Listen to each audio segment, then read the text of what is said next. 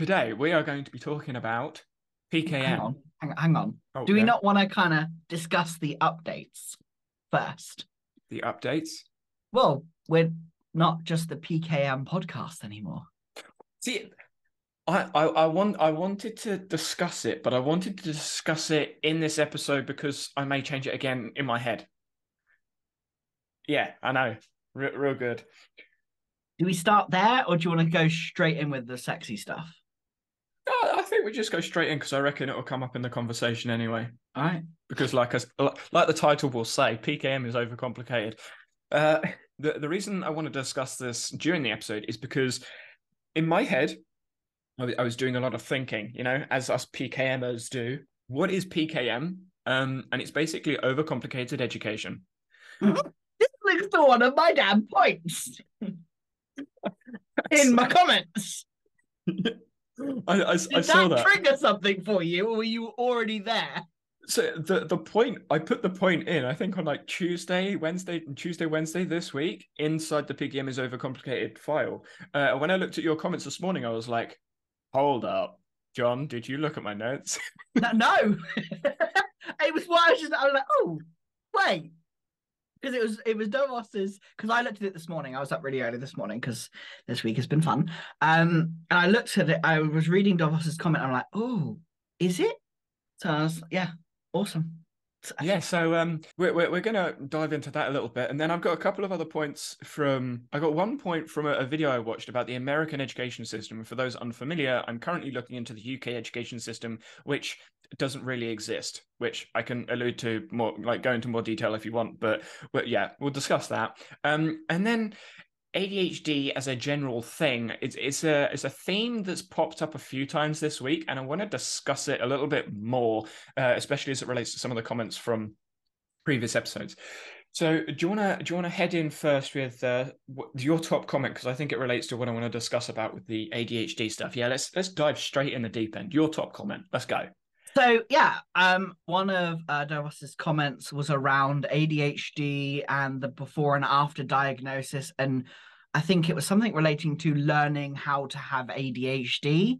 I think that was what I got from it as a very bullet point summary, losing all of the lovely context surrounding it. But that's what I took from it straight away, and it's really interesting. From my experience as someone who was diagnosed not with ADHD, but with ASD. Um, I don't think I learnt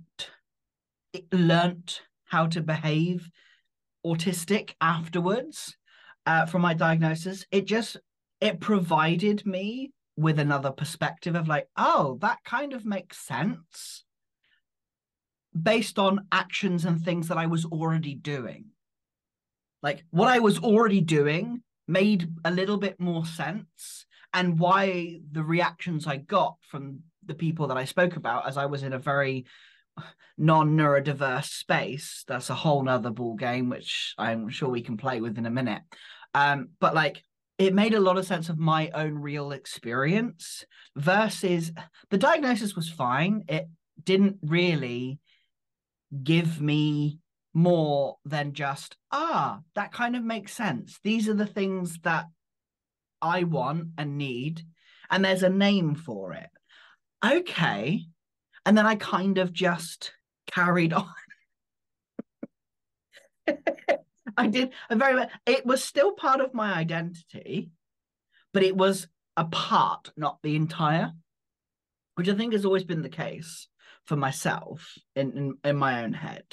I'm proud to be autistic. I don't think it's a bad thing or a good thing. It just I've reached the point for me, and after our discussions and all of the stuff that, because I know I'm coming from that context now, like it's just a part of who I am, and it's always been a part of who I am, but not all of who I am. Nothing's really changed apart from the fact that I'm changing the environment that I'm in to be able to work with me, to be able to fit with what my needs are, whether they are needs because I'm autistic or whether it's just because I'm an individual human who has an individual need. They're kind of one and the same to me. Not saying everyone has autism, not saying everyone has a little bit of this and a little bit of that, but for me, my experience of this is the whole experience of who I am. these are the things that I need in my environment to do what I do best. And I think that's kind of from that direction. When it comes to the kid, did you have comments on that first before I moved on to kind of No, no, second? you carry on. Yeah. So when it came to the twins, because they are both, for people who don't know, I have two children, twins, and they are both diagnosed with autism. And it's quite interesting because my son is very much, I see a lot of me in him. I hate that, but it's the best way of explaining it and what it's commonly seen as. Like, his brain works alarmingly fast. He has similar traits that I do. And he has the diagnosis. It was originally high functioning. However, that is no longer used because it is classed as offensive because you've got high functioning, low functioning. It's really weird. Yeah. And it's just another like sub label which doesn't really make sense, does not add to the gravity of the situation. And then my daughter is almost on the opposite end of that spectrum, but she's still highly autistic, whatever that means. Like, she's autistic, but it's almost the exact opposite in her experience and how she experiences it, and her needs are very different to my son's needs. And having the diagnosis, one, allowed us to fight in the schools to make sure that they actually got what they needed. Primarily was the reason why we did it, which just, yeah. School I would love to systems. say, I mean, I could rant like hell right now about the education system in schools because my son is going through hell, but Yeah, we'll have to be specific. That's primary to secondary education in the UK. yeah, primary to secondary education in the UK, and I guess I should be more specific in England, because it's different in Wales and Scotland and Northern Ireland. I know, it's so silly. I've been smashing my head against the wall for the last like 5 days. Okay. And so that was the primary reason for the diagnosis there, but also it gives me a language to communicate with Aiden, my son. My daughter does not care. She's happy in her own little world, and it's wonderful, and I love that for her. But for him, he's very much. I think I read something somewhere where it was like too smart. Now, I don't really like the language around that. It's like, what does that even mean? But it the assumptions you made when I said that, not you, but everybody else, is like, yeah, that makes sense. Like, he's too smart for his own good. In other words, he's self-aware as hell, which is great. Yeah. And not. I think when it comes to the whole smart, intelligent thing, it all comes down to comparison. And as soon as you bring comparison in between other humans, it gets very messy very quickly. Yeah, and this is something that I'm experiencing now because my family are very much comparison. Like, the rest of my family are very comparison game, comparing this and that, and they're starting to do that with my son. And so I'm like, no, we cannot go there. I'm not having that for you because it will mess you up. Because the moment you start comparing, which we will naturally do to some certain degree, to some certain extent, but basically, if I can introduce an ecological perspective in my 10-year-old child right now, he's going to kick some ass. And it's going to be amazing for him. Because I wish I had that at 10 years old. It'd be amazing. I want there to be a little bit of a distinctive difference here. Comparison and competition are different things. Mm-hmm. I know they sound very similar, but they're different things, because you can have healthy competition and unhealthy competition. But there is very rarely, in my mind anyway, a healthy comparison with other people, because there is always nuance. There is always a difference somewhere. So if there is going to be a healthy comparison, all of the differences have to be upfront and said. And the differences in the differences also need to be compared, such as where people start, where people end, their process through. And like I said, it just becomes extremely messy. So the comparison, therefore, a lot of the time is shallow, which means interpretations are often oversimplified or misunderstood and can lead to loads of, or literally anything that you want, which is where actually one of the points will come in later. Where I want to go a little bit sideways on this, related to my ADHD point, is that I had this thought. I know, dangerous. Uh, and I was curious. This is hypothetical. I don't know if it exists. Probably does. But if someone was to do a daily vlog, like a day in my life video, and they have ADHD, but they're not diagnosed, then they get diagnosed and then do the same thing, what would the differences be? Because they now have the diagnosis, is it a daily vlog with ADHD or how I manage my life with ADHD? Like, obviously, the title is going to change slightly, but what does the actual content of the vlog look like? Assuming the storytelling and all of that sort of editing stuff is still the same, would there be a difference? And if there isn't a difference, which I would argue there wouldn't be, then what is the label doing for that labeling of the video sort of thing? Like those questions just came to mind. My gut instant reaction is marketing. Yeah, It is a marketing thing, because it wouldn't. I don't think it would. Perhaps what. exactly. I was like, I don't, because when I So hear here's where my brain went with that. It's like, one, I think there would be. It depends on the type of person who's creating the content as well. Assuming they are self-aware enough to create a quite in-depth thing where they're actually talking about everything, not just, whoa, look at my life, ooh, look at me. It is like an in-depth kind of thing, pre-diagnosis. I think perhaps they would still miss things out that they're ashamed of. And I think perhaps, potentially, if they got the diagnosis of ADHD, that was already a weird way of saying it. If they had the diagnosis, they would then have a reasoning behind their problems, which means they'd be more forthcoming with things that they're actually struggling with, rather than having the kind of slice of life situation. Because when you that's kind of my like, that's my like, ooh, that's my gut. Like, that's my instant reaction with very little thought and just vocalizing. It's very much that. And that's exactly what I've seen. So the last couple of videos that I've watched are creators coming out saying, I think the most popular one that I can think of off the top of my head is the Sarah Dietschy one, because yeah, Jesse obviously mentioned it in his newsletter. And that video to me was very frustrating, because when you compare Sarah's older vloggy style videos to that one, there is literally no difference apart from the language that she's using in the video, saying that she recognizes she has ADHD, and then she started saying things of, there are things wrong with me. Yes, there was a caveat right at the end of the video where she said maybe it shouldn't have been wrong, it should have been something a little bit different and use more positive language. But in her language throughout the video, she naturally went to, what's wrong with me? I felt this was bad, or my brain works different, and started adding in all of these assumptions from cognitive psychology and information processing, which, as we've discussed previously, don't actually help. So what I find interesting in this sort of dynamic is that the label changed the language that she uses to describe her life, and in doing so is forcing or encouraging a way of thinking. And that way of thinking is built up due to the label that she now has with the diagnosis. I'm not saying it's a bad thing, I'm not saying it's a good thing, I'm just saying it's something that I'm observing. It's constrained it. If we use that, exactly, it is a constraint that has been added.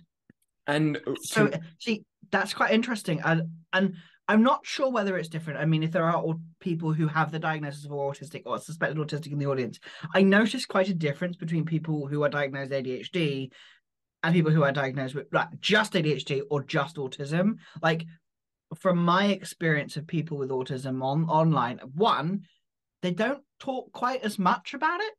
No. Like, it's quite interesting. Like, ADHD is more like spoken about. I'm going to say popularized. More popularized on the internet, which is quite interesting for me as an autistic. My hypothesis there is because it's easier to associate with ADHD, so it's easier to misdiagnose through self-diagnosis, which means you get more people speaking about it. I think it's harder for people to misdiagnose autism because the information out there currently isn't as big as ADHD. And when you look at the list of autistic traits and ADHD traits, ADHD traits are much easier to be seen inside of typical, normal, air quotes, people, because they're traits that everyone will have. There are autistic traits that not everyone will have, which makes it harder for people that aren't as educated about these neurodevelopmental disorders, if that's the label we were going to use for them, have. and I think that's a good thing for autism, but I also think it's a misleading thing for ADHD. And one of the biggest comments that struck out to me when I tweeted about this idea is I got 3 or 4 responses saying, but if they're not diagnosed, how do you know they have ADHD? Well, according to the DSM-5 and all of the ADHD research, it's something you have. You don't develop it. It's something that you have. Yeah, it's something you have. It's the same with autism. They are from birth, and you see the signs from birth. It's hard to notice that was my experience. Like when I was diagnosed, it was like, oh, all of this from my past makes a heck of a lot of sense, as I was saying earlier. Like all of this stuff makes so much sense. That explains this. That explains that. That makes sense now. This is why I never understood this. Why my brain always does that. That's why I'm able to kind of see fucking 8, 9, 10 different things all at once, because that's just, you know, that is one of the traits or things of autism. And it was, yeah, it was, but it wasn't like looking forward. I was looking back of like, this made sense. Excuse me. This made sense. This made sense. It kind of revealed stuff for me that I just thought were weird quirks. And when you talk to autistic people on the internet, they all think it's weird quirks that they had. And really it's part of this autism thing. I'm glad you said that, because that's exactly what I was thinking. I was like, what do you call it? Because when it comes to labeling things, humans love to label stuff. That's why we have so many words in dictionaries and thesauruses and overcomplicating so much stuff. PKM. And it's quite interesting because this is the thing, like the labels, as was discussed in our previous episode or episode before, labels are fascinating.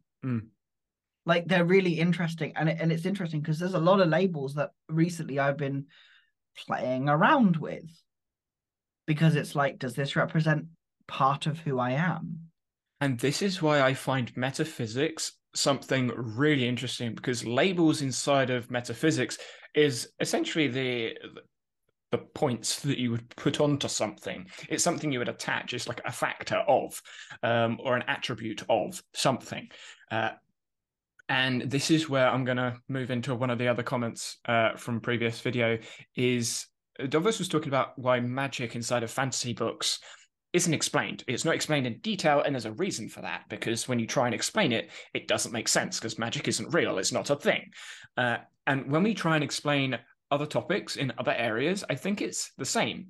When people use language, they use labels.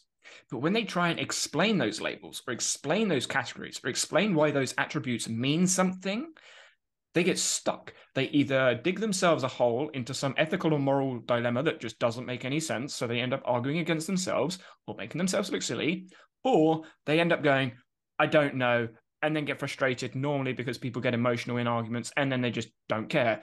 Insert loads of like politicians and people just arguing and sending insults. Like, that's because they don't fully grasp what it is that they're talking about, which is what I love doing. I love probing those points, and I like people probing those points back to me, and I go, I don't know, existential crisis for like a couple of minutes, and now let's dive in and find out what's going on.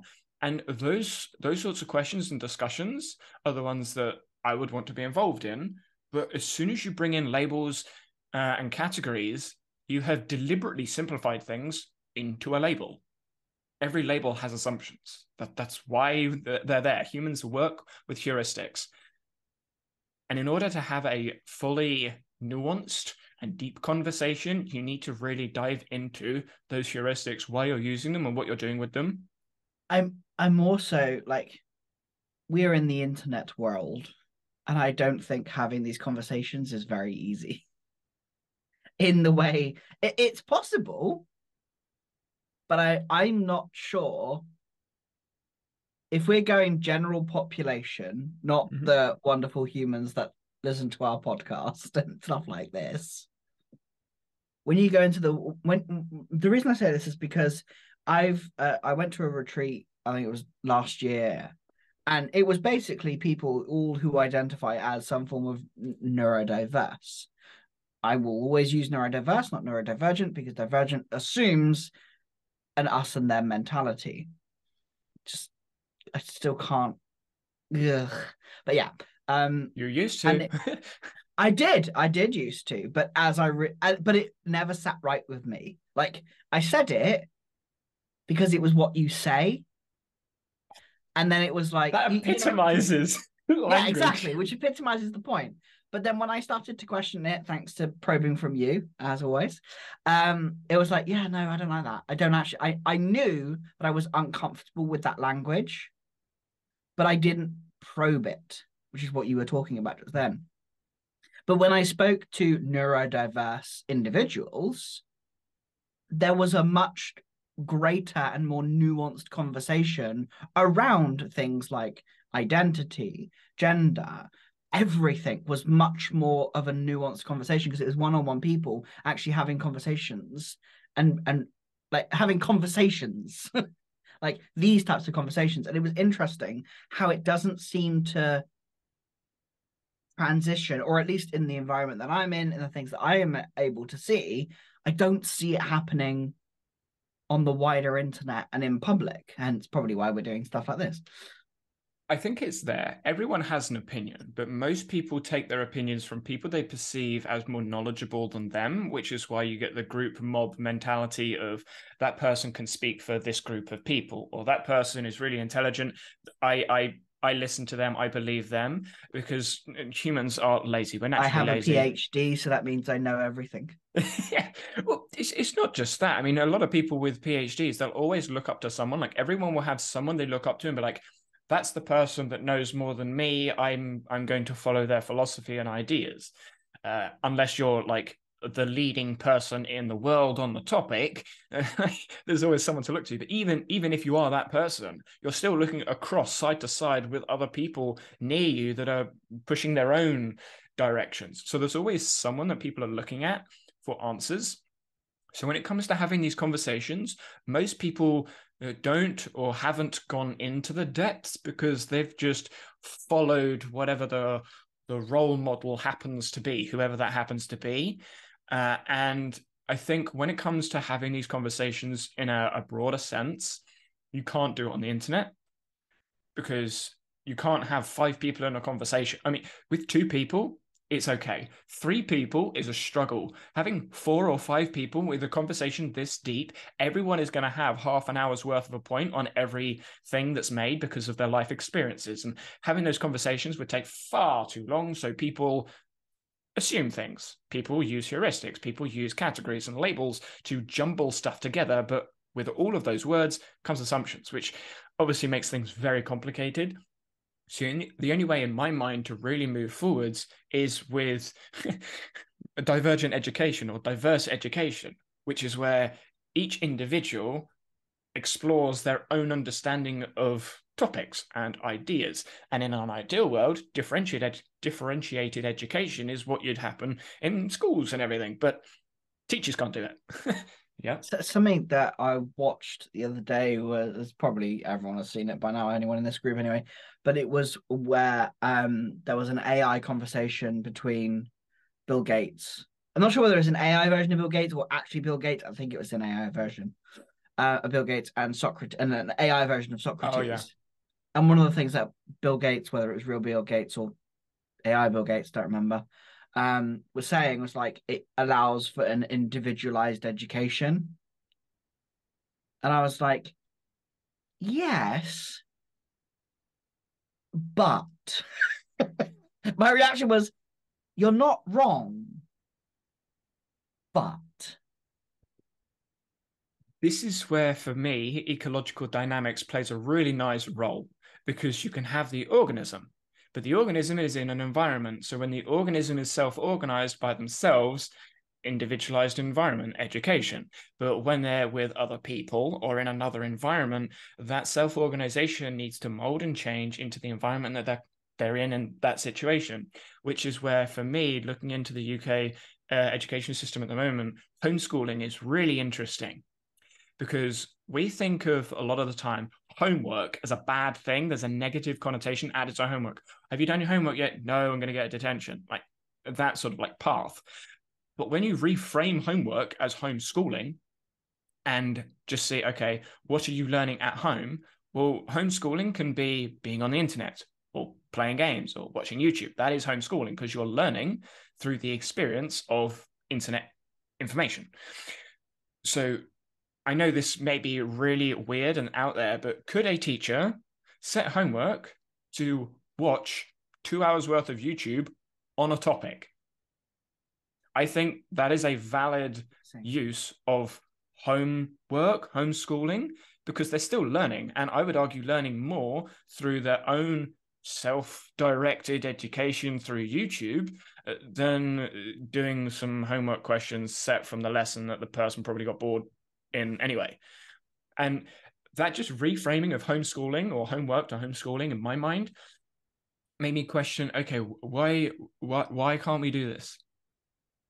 So I love this home education conversation because it's where my brain's at too, because I am considering it for my son. Because if I take the homeschooling rates have flown through the roof since COVID.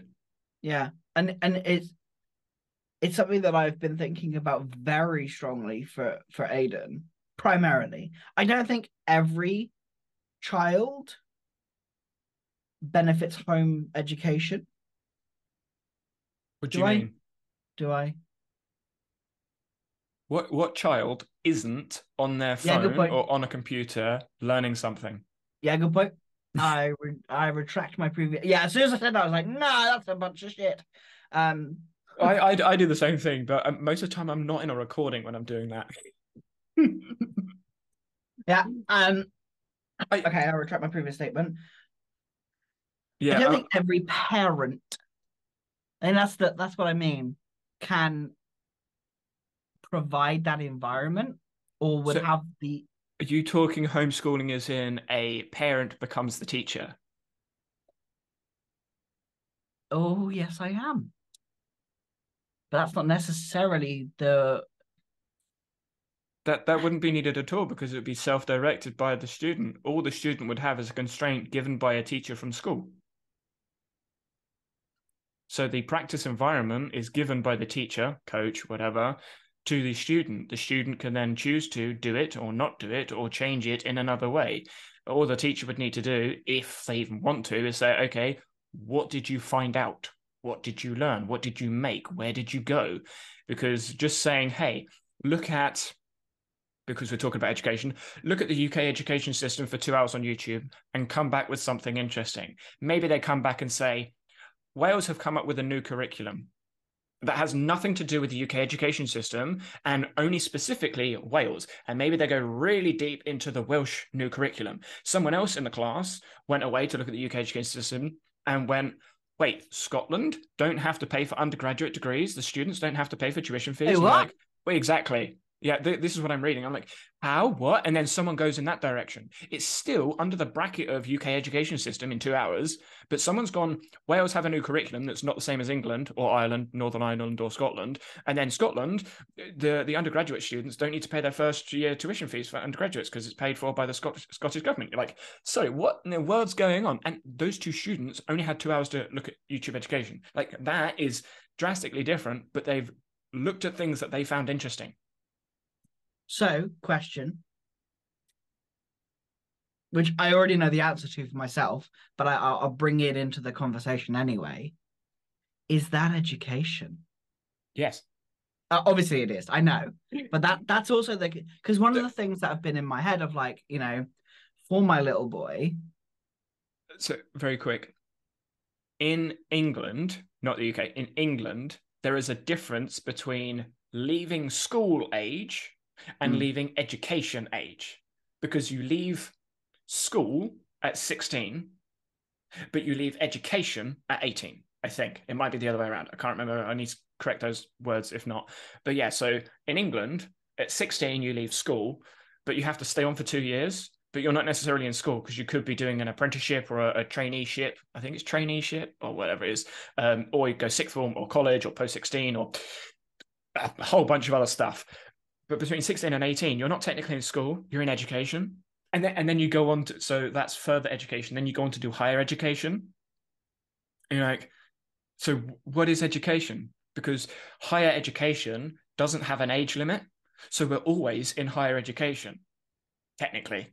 We're just not doing a certificate under a board because we're now working in the world. Yeah, my brain's just going everywhere right now because obviously, for context, my little boy is being basically forced by the UK government to go into a school that does not have what? England government. All right, fine. That doesn't sound as good. No, I know, but it's got to be specific to England. Otherwise, my head now, I'm like, not quite, because in other parts of the UK, you don't have to. Yeah, they have tried to make him go into a certain setting. That is not the environment that I believe he needs to learn, to have that experience. And so as we're like having this conversation, my brain's like, wait, why am I even trying? Why am I putting him in an environment I know is not suitable for him? What reasons am I giving for that? I think this relates really nicely. I know this is going to be a quite kind of out there tangent, but my second point is about Davos, and he said borrowing another author's world to tell your story. Oh, right? I know exactly where you're going with this. Can I play? Go for it. I think basically I am. This is what I got from that point, linking the two together. It's like in this world that we're in, the ecological dynamical world, I am looking at my little boy who currently is in the IP world, and I am assuming he's in the IP world, but he doesn't have to be in the IP world. And literally, I don't even know how many minutes ago it was, I literally went, if I could give him an ED perspective at the age of 10, I would. And now my brain's just gone, that's home education, isn't it? Like, it could be, because the school system is not built on an ecological perspective. And going even further though, my assumptions that I'm making is basically borrowing from another world and borrowing from the IP world. And the reason why he's still going right now is because of the other world, and I'm putting him in that world. So when he came to me this morning, he's like, oh, I really want to do YouTube. And I'm like, yeah, why not? And when you were talking about like that constraint, I'm like, I can literally go in there, right? You can go on your tablet, research video editing. Go on. I don't care where he goes. If it comes out with a skill, he'd go nuts. He'd have every fun. If it weren't for the fact we were recording, I'd be running in there and telling him now. But still, like that right there is really exciting. Why am that to me is something that I would want to teach other kids. It's not teaching the child a curriculum or a syllabus or a thing. It's teaching them to learn. Obviously, it's something that all the governments, all the OECD countries want to try and do. But the only way you're going to do that is giving them the opportunities to do that. Now, I'm not going to say to take people out of formal education, because the way formal education works is the way the majority of the world works. So to me, what would be even better is if you give a child a perspective where they can work and learn, i.e. create their own environment in the school environment to get the outcomes that the teachers want. Now they've learned how to develop their own environments inside of a constrained one, rather than pulling them out and going, okay, we're going to do this over here because you've removed all the constraints from the traditional system and said, okay, we're going to do it here. If you keep them in the system, but you help them through that, i.e., okay, your teacher wants you to do this. How are other ways you could do this? What are other options you could do this? And obviously there's going to be other challenges inside of a school system that you won't get at home. Like if you are just at home, you won't get the interactions between teachers, interactions between other people. So there are things inside of formal education and formal systems that you wouldn't get at home, but you can still do the homeschooling and you can still have an ecological perspective inside of a school environment. I developed my ED perspective inside of university, like right towards the end. But if I had developed that in primary, maybe secondary education, my school life would have been far easier. I What wouldn't would have that cared. look like? I'm quite intrigued now. I think that would look very similar to the educational systems in Finland, Estonia, and other countries of OECDs that have moved forwards with their education curriculum. Not China, not Singapore. Yes, they're at the top of OECD countries, but they are militaristic in their education. Uh, it works. You will have to expand on that, please. So, for example, the Chinese educational system. No, not that bit. I meant the other bit. Oh, the Finland, Estonia stuff. Yeah. So they have like no homework. Like they just don't get homework at all. Their school days are extremely short. I think they have like some schools in Finland have like 3 days worth of school. I think the average hours in school is like 18 a week, whereas in the UK it's minimum of 32 and a half. So yeah, there's less school hours. There's like no homework. There's loads of self-directed work, and a lot of it. How would you develop that in the current UK environment? How would you develop that system in the UK? You wouldn't. The UK system would have to change. Yeah, their entire system. So the question I'm asking, let's say, how do you get your son to adopt those sorts of views? The way I would do it in my head is each lesson is a constraint. Obviously, you're going to learn this subject. How does that, like the first question in my mind, how does this subject apply to the real world? If it doesn't apply to the real world, how can you make it apply to the real world? Because it's obviously being taught for a reason. Just because of the way the IP view looks at information, it pulls it into parts. So you kind of need to reconstruct the parts it's been pulled from, which it's basically re-engineering the world. So when I look back at maths, I would look at math and go, okay, I'm doing algebra. This is so decontextualized. I don't understand why I'm doing this.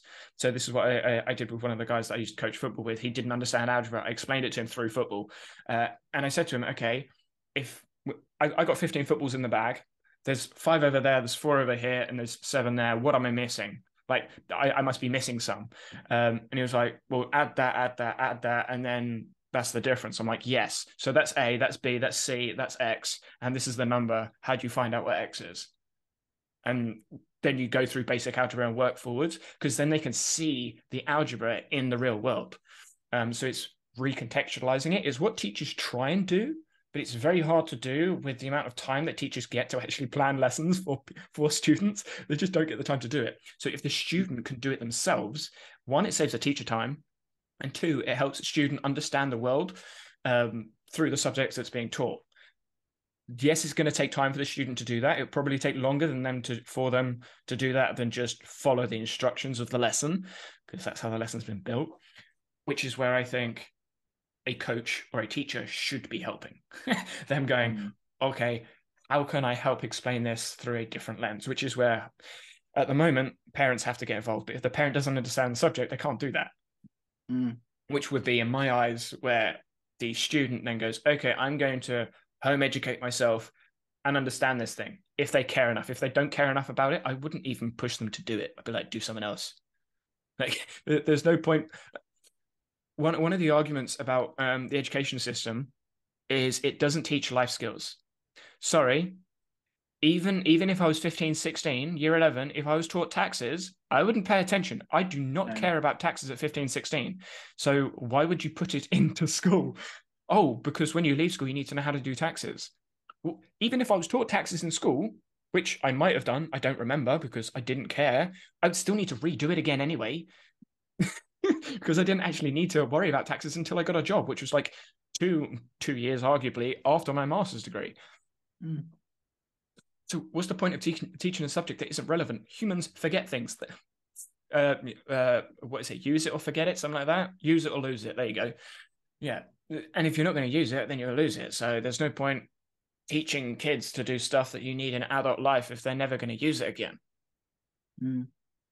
I mean, that is a lot of the curriculum, but then that's like the whole curriculum thing and what should be in a curriculum, and teachers are trying to change it, but changing the whole curriculum is difficult. That's why I think the Welsh system, or the new Welsh system, is interesting to me. The Scottish system is also interesting. The English system is frustrating. But yeah, that's a sideways conversation. So your next point is an interesting one, I think. I mean, we kind of touched on it. Yeah. It's like memorizing things that you don't want to. Yeah. Like making it matter. I suppose it's a Davos's comment again, which I don't remember the context around. Apologies. It was like, do I want to memorize it? Making it matter. I'm going to sneeze to talk for. Okay. Yeah. When it comes to the memorizing and learning, I also had a point on that. And I think when it comes to learning, a lot of people assume learning is learning in something in specific, where in my mind, I would say learning is something we do without conscious thought. Whenever we experience something, we learn something. We can't not learn. But what we can do is we can not learn how to develop a skill. Like, I don't want to learn how to knit because it doesn't interest me. If I was in an experience where I had to knit, then I would learn how to knit for that experience. Would I probably forget it? Yes, because I don't want to retain it. And yeah, maybe when I get put back in that environment, I'll remember parts of it because of attunement, of focuses, etc. But I'm not going to sit there and go, I'm going to learn to knit unless you care about developing that skill. This kind of relates quite nicely. And also a lot of the educational system, the UK, England educational system, is test focused.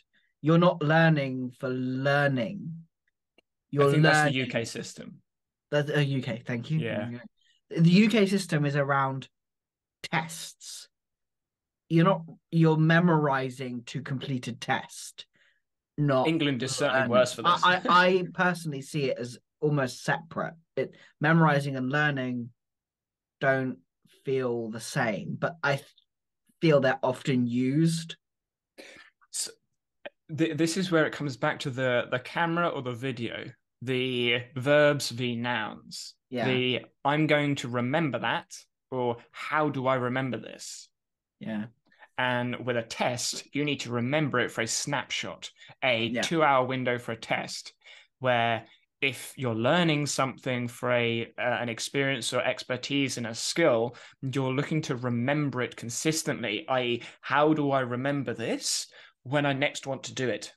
Or when I next want to develop the skill, do this thing, learn something that's somewhat related. And that's where tests are so focused on the picture, the snapshot, that it overlooks what actual skill development is. We know this from so much research. Look at skill acquisition, expertise in any movement mechanic, any motor skill, and even the majority of cognitive learning as well. When you look at rote repetition or active recall, retrieval practice, and you look at any of that sort of research, it is all...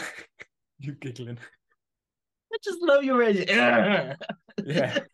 It's all focused on a snapshot in time, but the snapshot in time doesn't work moving forwards, which is why retrieval practice, you can be bad at the test originally because they're looking to test you and have degrees of freedom in there, which make it harder for you to get the questions right straight up.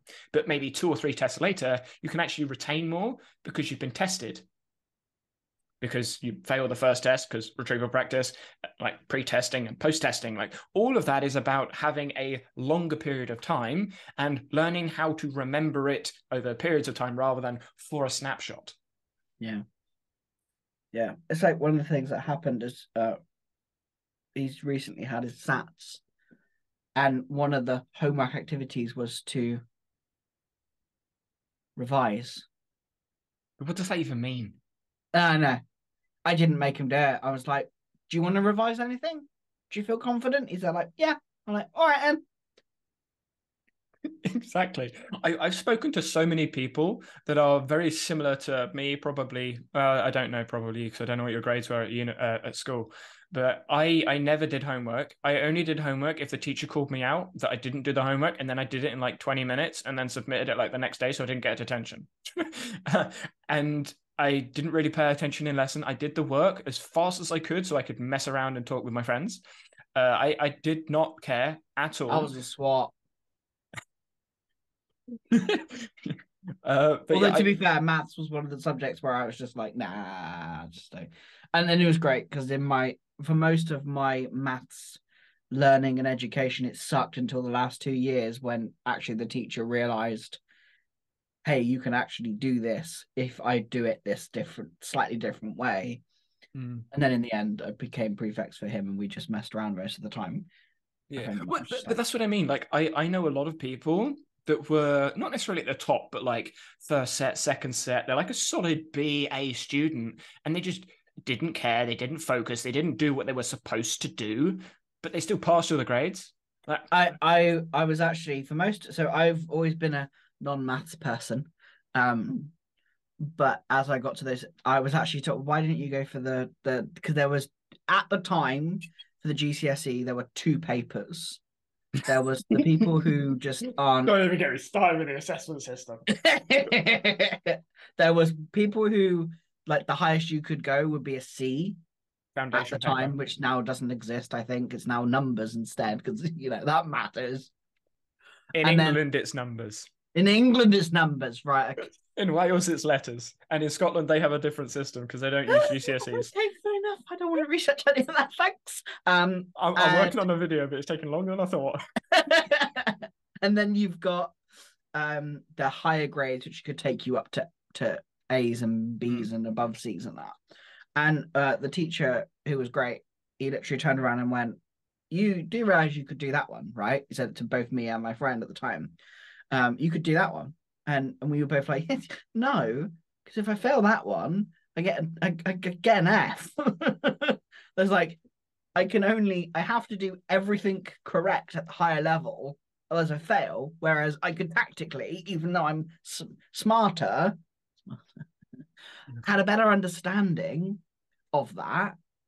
It meant I could make it easy for myself and just do the easier exam, which guarantees I get almost top marks, which although only gives me a C, who cares? I don't fail. Yeah, maths was one of those subjects. So for context, because this could sound really boasty. The school that I went to was a Church of England school, and they were very proud of getting lots of high grades and high marks. So those in top sets took their exams earlier. So I actually took 4 of my GCSEs in year 9, which is when some people choose their options. Yeah. So I passed my GCSE in maths in year 9 with an A. And then I didn't do maths in year 10. And then I did IGCSE maths, which is supposedly harder in year 11, having not done maths for an entire year, entire 2 years. But yeah, so I did 4 GCSEs in year 9, and I took the higher papers. And then when I found out that there was a foundation paper, I was like, why would you do that? Because in my head, if you do, I think it was like if you get like 35 or 40% on a higher paper, you'd get a C. It was something really low because you get a C mark. Whereas you needed like 80% on the foundation paper to get a C. And I was like, this is so confusing. I could literally skip half the higher paper, do the first 4 or 5 questions of the higher paper, forget the rest and get a C. Or I'd have to do 11, 12 of the foundation paper to get a C. I'm like, that's so much effort. Why did you make me do this in year 9? I was so stressed for that exam as well. I was like, I was really stressed. So I'm going into an exam hall because there were 20 of us going into an exam hall with year 10s and 11s. Some of those year 11s, this is like their 3rd attempt at the higher paper to pass. And there's us year 9s going in. We're like, that guy pushes me into lockers every day. I'm sitting next to him in an exam. But yeah, so the whole exam experience inside of the UK is very, very odd. And so when I was there, you had the foundation paper, the higher paper, and like I alluded to, the IGCSE papers as well. But inside of other parts of the UK, which you then have other elements which can jump you into sixth form, college, post 16, insert all of the other words that you can replace in there. It's crazy. And so you don't really have an end exam. You've got the GCSEs, which is what most people look at, but there's no real end exam. And don't even get me started with grammar schools and academies and the rest of private education. That's just a whole other ball game as well. But with these exams, they're only snapshots. And when you actually look at it, I said this to my sister because my sister's like 4 years behind me. You're just sitting there laughing. She's 4 years behind me. So when she was getting stressed for her GCSEs, I was like, yeah, don't worry. They don't really mean anything because you're going to get into college anyway, even if you fail like most of them. And then at college, it's all about the A-levels.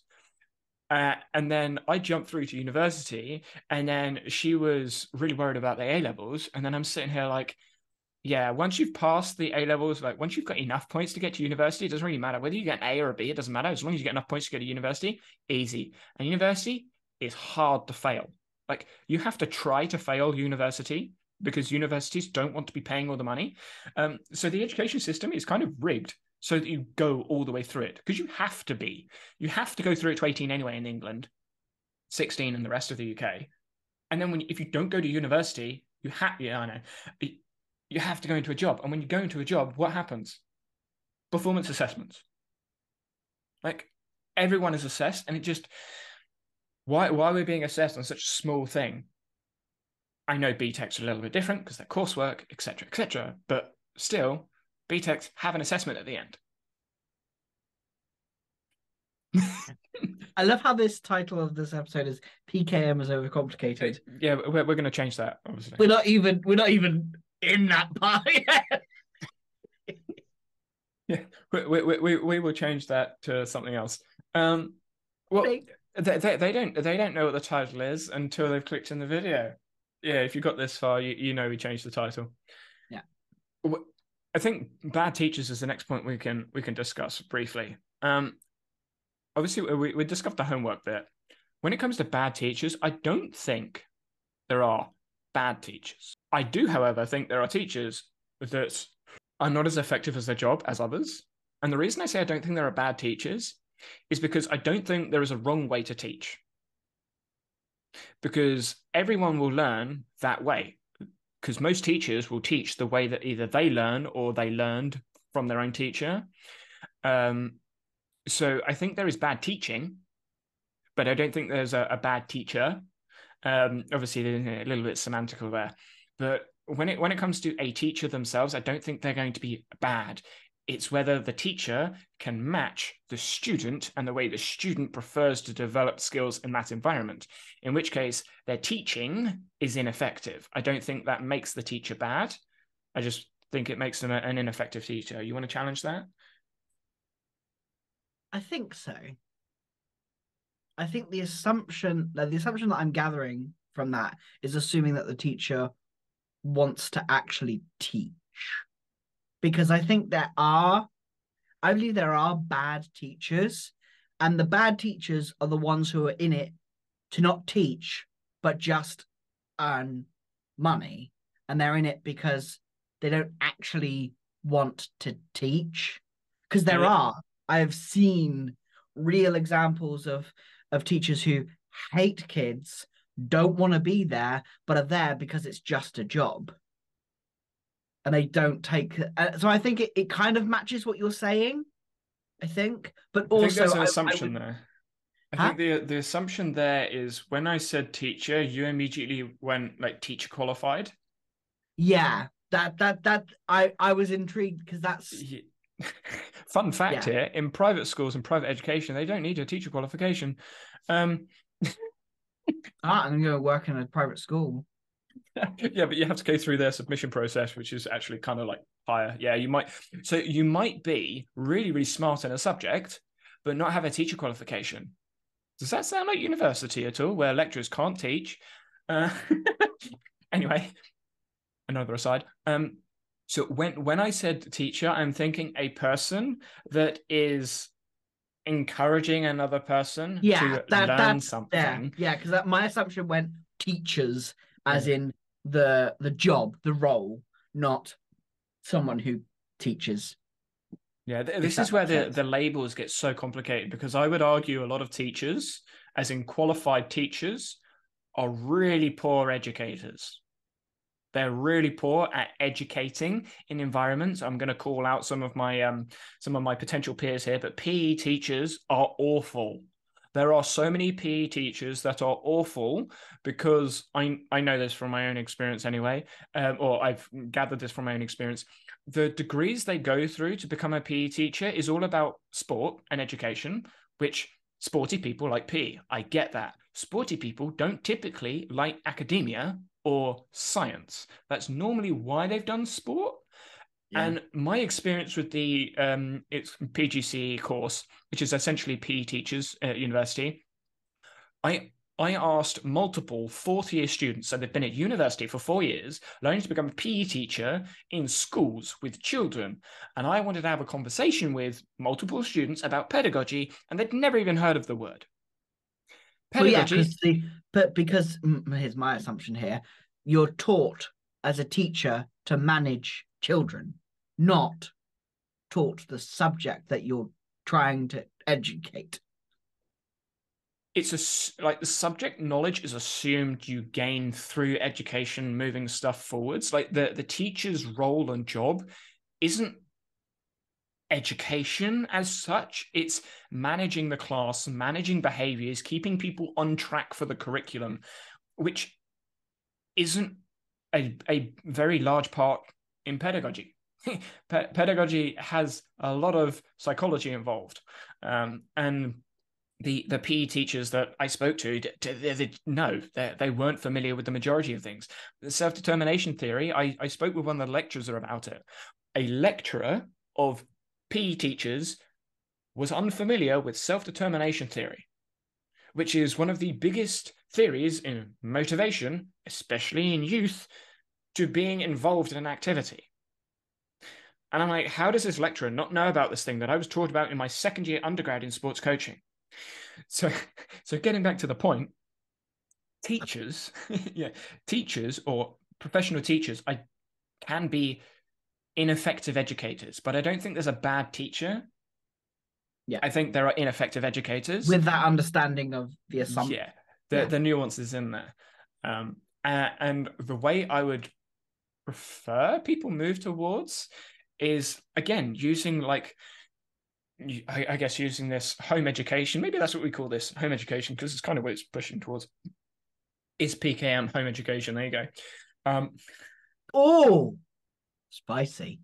I like that. Because the people in the PKM space are essentially adults that are interested in learning stuff and go figure it out on their own. Like they go do their own thing. Why have you put a question mark in the title, you silly boy? Because I wanted to. Oh, does that not work? Oh, it wasn't work, does it, between the two of us, does it? No, it says, hey, sync goes blah, blah, blah. No. There you go. But I want the question mark because it's a nice, it's like, ooh. Oh, okay. I Yeah. can bring the file back up now. Yeah, no, sync was just like, oh, there's something wrong with this file. There's a question mark in the heading, in the title. Yeah, so I think the PKMers that are out there are those that were interested in learning at school, whether they actually did that or not.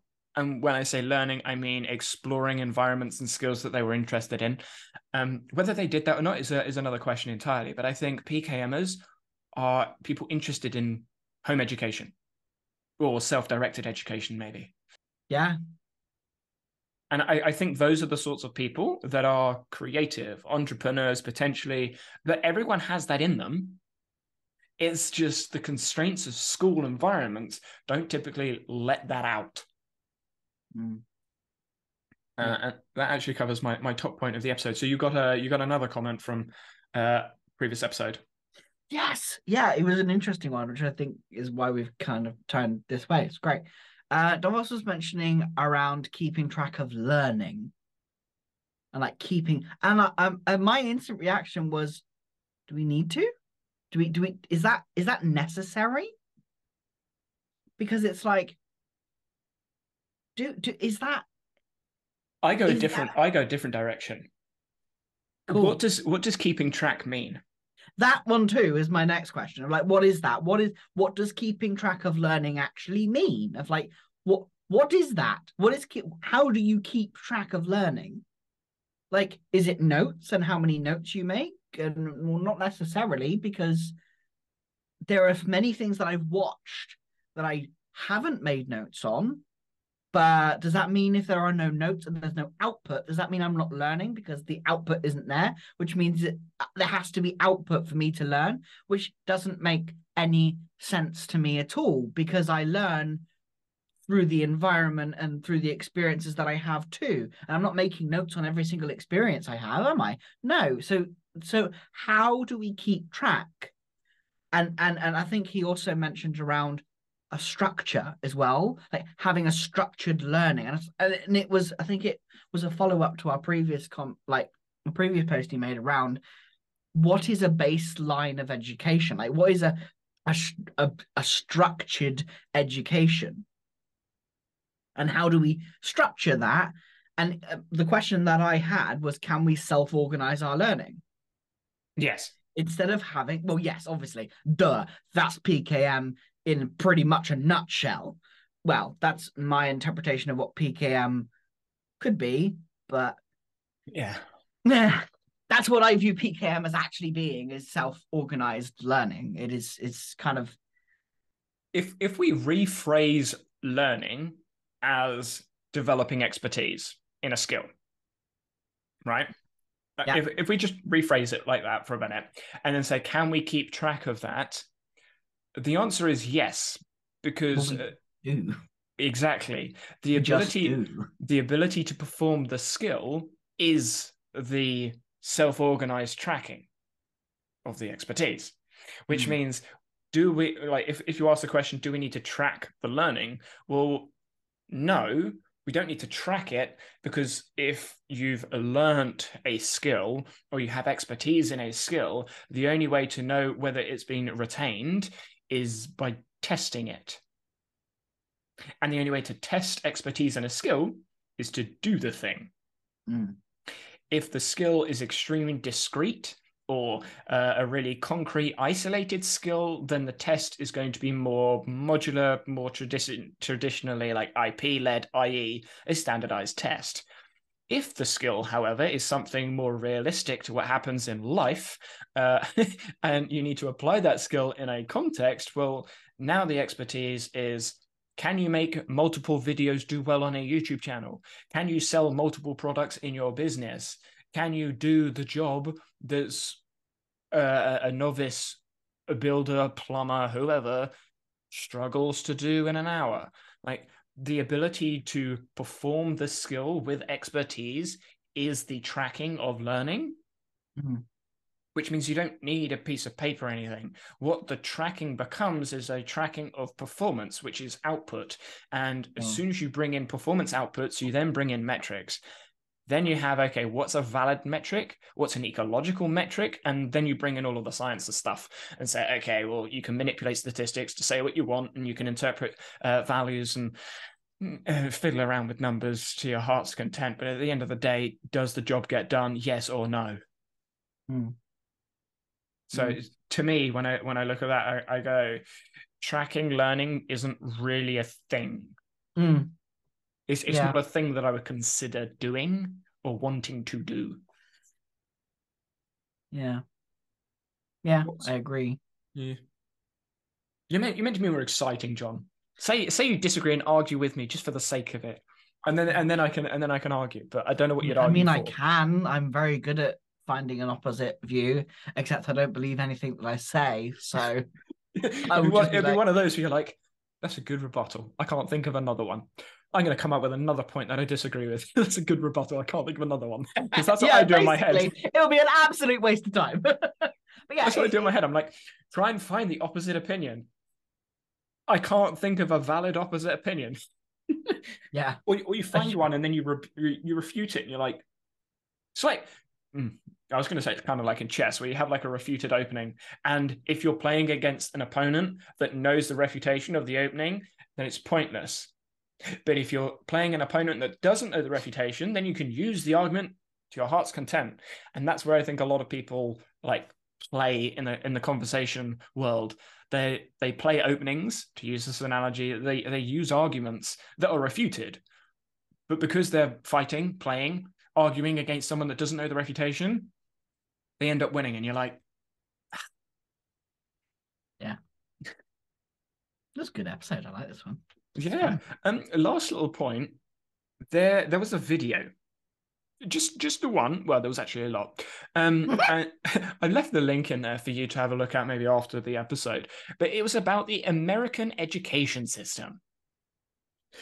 I have that as a video planned in the future. But the point isn't about the content of the video as such. It's about the way it was done. So the video, for content, for context, the video is 18 minutes long. Mm-hmm. The last 3 minutes are an ad for the person's product, which is essentially a course. I saw you tweet this. Yes. Yeah. And then there's a minute sponsorship in like 4 minutes into the video. So 4 minutes of the 18 minutes are advertisements to help the person get money. Okay, that gives me a bit of an irky feeling, but I'll let you off. Okay, so we now have a 13-minute documentary, not an 18-minute one. Then the documentary starts off with a history of the American education system, then goes into the history of the Russian or Prussian education system, then moves forwards to modern times, 1930s, and how the education system and some of the words of the people that built up this education system are poor. And obviously all of the bad words that you can associate with the people from that time, from that era. And you think, okay, yep, okay. The American education system is built off of the times from 1930s. They're sexist, they're racist, they have agendas, obviously business agendas. I understand that. And then they go and say, all these things apply now. And they skip like 50 years of evolution. And you're like, how is this a documentary? And the documentary comes across as a sale pitch for their course. And their course does exactly what the other people that he was talking about was doing. It's teaching people to do things in a certain way to help that person, i.e. the person doing the video, get money. And you're like, one, you're being a hypocrite. Two, you're going against the educational system, that you're doing what the educational system is bad. Like, you're doing exactly what you're saying people shouldn't be doing. And then you're talking about a system that you don't fully grasp yourself. And it's so hypocritical. It's so frustrating. And a lot of the comments in the video is what irritated me. They agreed, but they agreed with points that weren't made in the video. They came up with their own points of argument, which are totally valid, and put them in the video. And the video is closing in on 1 million views. Well edited, it's got audio, it's the whole like YouTube thing. I'm like, that's a really good edited video, documentary style thing, but there's no actual substance. Yes, the sources are all Wikipedia as well. But there's no actual substance to the argument apart from the system was built with old views. Obviously, every system is built with old views in mind because they're old now. Like, are the modern views still that old? A lot of the times, no. It's just the system has been built and it's hard to change those things. And that's my frustration with these types of videos, is they're marketed as a documentary and they're marketed as this fight against systems and fight against power. And I'm like, great. Where's your point? Where's your solution? Your solution is for people to buy a course. What? Instead of going free public education, go buy my course instead. It just doesn't make sense. Yeah. This is a tangent of heck. But there is a relation, a link. Something that I watched yesterday, and it was just pure pleasure, not watching for learning. But just that's what that pleasure. Video was. I thought, oh, that looks cool. Let's watch that. And then I just got frustrated. And it was really interesting. So I watch a YouTube channel called Game Makers. Is it Game Makers? Yeah, Game Makers Toolkit, which talks about the development of video games. And one of the games, my partner is currently playing the brand new Legend of Zelda game that has just come out. And the previous one, which was basically, it was the first ever Legend of Zelda that was an open world game. And they had a huge problem because the map was completely and utterly open and you could do anything. And there was a really interesting whole documentary that Nintendo did, primarily in Japanese, about how they solved this problem of like people getting either completely lost or following a very linear path. And they were trying to figure out how to make it so that basically I was just watching this and going, ecological dynamics, ecological dynamics, ecological. You just added a constraint. Oh, there's an affordance. Oh, there's this. Oh, there's that. Oh, there's this. And I'm just like, shit. And it was really interesting because, like, one of the things that I'm thinking a lot about in the business side of things for myself is the programs and courses that I'm making, and their design, and I want to build them from a more dynamic perspective. Which some fucking platforms that allow us to do it, it's nothing, and the other platforms that do charge amount, and it's like, ooh. But anyway, Great English there. yeah, it's good, isn't it? Basically, in English, what I just said is that there are very few platforms that actually allow you to build dynamic programs, courses, ideas, that having to build it yourself in WordPress. And when they do, they cost like $300-400 a month. And I'm like, when I have a big audience, sure. But right now, no. So building it myself is the only solution. And what this video was talking about, you can see it in the thing. I think I've got the link there as well. No, oh, I do have the link there. Yeah. And it was talking about that their first attempt was to have these towers. And the idea is that it led the players to the story, and they went from one to one. And there are roads and things, and but it felt too linear, and then the people who were playing, as they were playtesting it, felt it was incredibly like linear, and you just go one direction and everyone just followed the towers. And so what they did is they started changing and adding extra things in, and then they had the exact opposite problem where it was too much. And so they basically created a triangle rule which limits the perspective. And so they added loads of hills and stuff. And then that gives choice. So they can either go around or over it. And also because there's a guidance, so it points them in that direction and gives them an affordance to like go in that direction. And then it reveals more. And so it provides this kind of dynamic, ever evolving, player driven experience. And it's amazing. I mean, I like it. I have a lot of fun in that. And I was just thinking in terms of like courses and content, and I'm like, wouldn't it be so cool to have something like that? Like, because that right there is what I want for a course that I produce.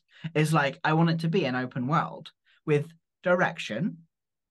So for people can find the towers and go to those towers. And I'm playing at the moment with with my Descript course that I'm building, of having like, and figuring out, okay, what are the shake towers, which is the kind of like pillars of the direction of my course, of the things that I want to teach and share and explain. But then what are the like, I can't think of the things that happens in it, but what are the other things that could be in there? Because they all mean different things for different people, and being able to have that open world exploration, but also without it being overwhelming, because that's the thing. If you have complete freedom, it's overwhelming, and that was the feedback I got from community that I'm in. And what they've done is it was driven by need. So they have, depending on what the person needed, the player needed, different things mattered differently. Mm-hmm. And so they were able to find that. And I'm like, cool. How could we do that in courses? How could we do that in programs? Now, the easy answer is you can't do it in a static course because it's static, and it's not possible. So you have to do it live. That's the instant business reaction. So the way I've done it, and using your analogy of a game, is you know when you have like levels inside of games, as you level up, you get access to other areas of the world. Yeah. That's the approach that I would take in an open world like that. Is you can go to that world, you can go to that part, but all the enemies in that bit are like really difficult to beat, so you might as well just go to other things. And that's the frame of mind that I have. So inside of the courses that I have, I've got the fundamentals and the onboarding. The fundamentals, I have a list of things to go through on a page, just a page of these are the 3 modules ish of going through. Once you understand that, go to all of the lessons, and then you can dive deep into some of the other bits. But even there, if you go into some of those sessions, you're like, okay, I'm confused. You may come up to the point where you're like, access denied, access denied, access denied. And when you see that enough, you're like, okay, I really need to go into this. How do I get that? And that's where I have the paid course of Obsidian onboarding on my stuff. So it's not, hey, I'm throwing my course in your face. It's, if you want to learn stuff, here's the information. This is level 1, level 2, level 3, 4 is over here. If you really want to get to level 5 and understand exactly how I work, there's a barrier to that. Obviously, for me, being a business owner, I need to earn money. So for me, it's a financial barrier. But that could be, in a game, experience gain from whatever else. And that's how I've modeled it in my head moving forwards in levels. Is the obvious level 1, 2 stuff is given to you like step by step. Level 3, 4 stuff is just hey, go explore. In my case, it's search. Because most people, when they're at that point, they're like, I'm going to go learn this thing, or I'm going to do that thing. And as long as the keywords are in the page, they'll find it. Yeah. Because that's what I'm working on now, of like, what would that look like? And I like that. I like what you've got there. Yeah, and obviously everyone can have a look on the website if they want to look specifically into how it's mapped out. I think the biggest, not necessarily limitation, but the biggest thing to consider with the openness of the courses that I have is it takes a lot of work and time, because there are a lot of fundamental lessons. There aren't duplicates of lessons, but because of the way Obsidian is and it being so extensible, there's a basic lesson on what a vault is, but then there's a further lesson on other things in a vault, but then there's another lesson of how the vault can impact workspaces and working collaboratively with other people with sync vaults. So it's a progression of the vault, but then there's also a progression of like everything in Obsidian. And yeah, I think you have a very unlucky, the tools that I would be like, Descript isn't quite that deep, so it will be simpler. But when you start implementing other elements of Descript, so okay, how do I record things? Well, I could record it on a microphone, on multiple microphones to get audio, bring in AI tools into there as well. Maybe you want to add video editing, you want to add multicam, 3 cams, 2 cams, whatever to the video. You'll then be diverging into different areas that could be its own course or could be part of this world. And to me, in my head, it's all part of one world. It's your editing world. And my Obsidian courses are my writing world. So it's an interesting dilemma between like building a course that is followable, yeah, but also extensible, because it's that Shake Towers where people are guided way too linearly versus the other. I mean, my brain is just like, this could be done quite I mean, like backlinking in Obsidian would be amazing to have that. And I suppose you could manually do that. Sorry? I have that in WordPress. I don't have the backlink showing of the linked page. But when you click open a page, I have it so that it opens a new tab rather than it follows you through, so you keep it open. But yeah, having backlinks in WordPress would be nice. It's something I've considered, but I haven't really looked into. I'm sure there's a way to do it, but I haven't considered it that much. It's not high on my priority list, especially with, as you saw, metadata menu had a bit of a, I had a bit of a time doing that video, so I yeah, that's one heck of a video. I think I'm about a quarter way through. Yeah, there is so much to metadata menu, and there's lots of small things in there which lots of people didn't understand or didn't realize they could do. And even me, like I'm at a point where I understand a lot of it, but there are still some bits that go over my head, especially the editable data view queries. Like that stuff still is a bit, Okay. Yeah. Have you got any of those in your workspace yet? What, the new stuff? No, not yet. The I'm going through it. editable I'm data like, view queries. yeah, no, not yet. That's coming next. I'm just like, yes. As soon as you see like JS in the data view, you're like, okay, I'm in the deep end now. Yeah, because some of the stuff I saw, I was like, yes, I want that now. Give me that now. I love the author one. I'm like, oh, damn. Like basically They're all the literally potential with all of that. they're all examples. Now, I don't actually use quite a few of the fields because I don't need them because of other plugins that I use. But they're all different examples of ways you could use it. And that was the point of the video. The point of the video was to show, hey, this is something that the plugin can do. Like a So lookup. what out of all the features do you use? I'm intrigued. I don't use the table view. I don't go in there because I use the editable data view queries inside of the canvas.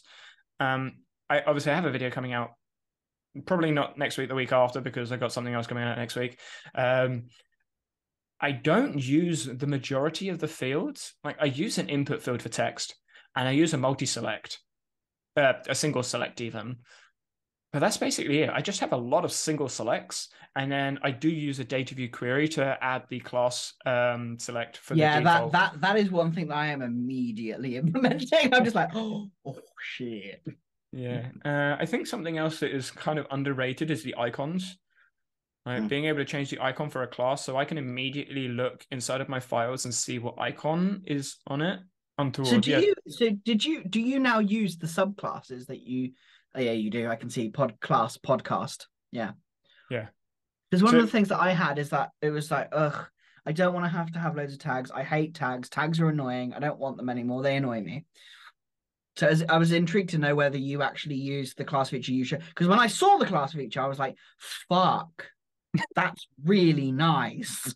So previously I didn't use the class feature. I used tags. Yes. The reason I changed them to class is because let's not open up that one. Inside of essays, you can see I've got the essay and then I've got the research. So this is the one I'm working on. I have background, which I've got glasses on, and then I have the essay, which is here. And the tags just became really unwieldy because I've actually I can go into my classes and show you them all. So I have quite a few, quite a few different classes, and these classes go into different points. So, for example, the book class, this one, is a what I would class a parent task, as I was showing. Then character is part of the book, environment is part of the book, story is something different, technology is also part of the book, and then I've got a Yeah, because project class, which is where's the icon? This icon. But an essay is also a project, and so is a video, and so is a story. So yeah, because this was something that I was like, oh, that's kind of cool. For D&D, you one of see. the problems that I faced with my D&D Vault, which now can be solved by this, is at the moment it has one uh like metadata, a set of metadata that just gets put in all the time. And I'm like, I like that, but then I have players, and players need like, their stats. And I'm like, I want more for that, but I want it to still use the stuff from the other stuff. And currently it's Templater that puts that metadata in. And I'm like, when I saw that, my first reaction was like, right, I'm going to be spending some time in my D&D Vault creating like a character sub, is it subclass? No, Whatever it's it's just a called. class. Yeah, I'm gonna be creating like a character class which adds the additional couple that I need so that I don't have to manually add that in every time. So for those familiar with Tana, Tana has something called super tags, and a class in metadata menu replicates super tags. So you can have multiple classes on a file that adds fields in. And as I shared in the video, the fields can be removed afterwards if you just get rid of the class, because it's just text on a file. Yeah, it's beautiful. I'm looking at that, my brain was just like, I think the one that got me most excited was the class where you can pre-select the classes, and I'm like, I got very excited when I saw that the first time. I'm like, that Yeah. removes templates. Like it reduces templates to that. It means that you have so much more modular templates, like even more than you did before. Whoa. Yeah, there is so much flexibility, and I didn't go really deep into some of those things, so I'll allude to them here. Right, this could get complicated if you haven't heard the video. So, if you have a file that has a field or has information in the field that can create a list, that's a dynamic list. And because you can set a select field or a multi-select field from a file, you can have a dynamic list that's created through another file class that becomes the list elsewhere. So you can yeah, so you can use a file as something that creates a list for a field in a class. So let's think of an example. You've got a character, there's a character class, and inside there you've got a type. And the type is using a file. And inside that file, there is a lookup query. And the lookup query is looking for a monster type inside of a world or all the worlds. And every time you add a monster type in any world, it updates the lookup of the type of monster, and then the lookup will update the list, which will update the field inside of the class that's being looked at. Hopefully that made sense. Otherwise, that was just like... And my brain is like, oh my God, yes, please. So you can add a monster in any world of your D&D thing, and it will update a global list of all monsters, which will then update the field inside of the whatever class you've got. Yes, you could. And I have a bestiary, so I could actually take it from the bestiary folder, and then I would be able to easily see the monsters that they are fighting in that session. Yeah, exactly. I mean, using that specific example, it would probably be easier just to use a DV query for files inside of a folder or files that match a certain type. So you could say this is a beast type, whatever DV query you want to add that to the list, because that way, instead of it being just a list item, you've actually got a file with all the information of that type of beast or character or whatever. But yeah, there is a lot of flexibility when you start combining different fields together. And as soon as you get comfortable with data view queries, the world opens up. You can use Obsidian for literally anything. And I'm looking to create a vault influenced by PPV using metadata menu at the core. I'm quite excited to see that. I mean, I hate PPV. If it never worked for me, my brain was like, this is too constrained. It bugs me. But I am very fascinated by that. Yeah, so, well, it's been a request for a while, so I think I'll add it. Sweet. Nice. Right. Bye, everyone.